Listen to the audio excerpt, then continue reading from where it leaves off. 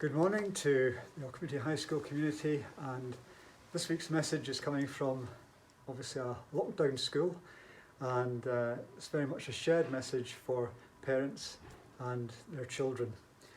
Now, it's very much focused on home learning this week, and the first thing I'm going to say is that from what we can see, the home learning seems to have launched well. It appears to be going very well. Now, we know that we have a certain number of youngsters who are working within the school, and we know that they've been able to access their work and pretty much support themselves throughout the day. So we're hoping that is very much the experience of all our home learners as well. Now, one thing we are pleased about is that Satchel 1 has worked extremely well. You'll be aware that there's been operating difficulties with Teams and so on, not just across Scotland, but it appears that it's actually quite an international problem. And we, by and large, seem to have avoided those problems. So Satchel 1, which is our main operating base, has been going well. Now, it's very important to stress to your child and for everybody who's listening to this to appreciate that when you're going online, you must report into Satchel 1 at the beginning of the day, because that's what the school records as your access points.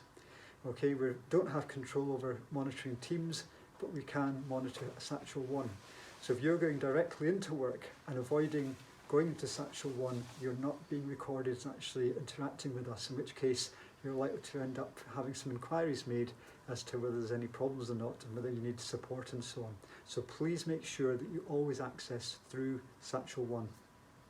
Now, the other thing to mention is that we're very aware of the fact that a lot of parents and children are looking for interactive support or recorded lessons with their teachers and so on. This is something which we are beginning to roll out, and many departments are beginning to get involved with quite actively, and I think you'll see more of this sort of provision arise in the next few weeks. Our model will probably be that lessons as such are better recorded, because if you set a time where everybody's got to be online and then people have access problems and so on, they're going to miss the lessons. A recorded lesson is more flexible, but we do think that tutorial sessions could take place that are live, so that children can ask problems or questions of their teachers, and teachers can answer those questions.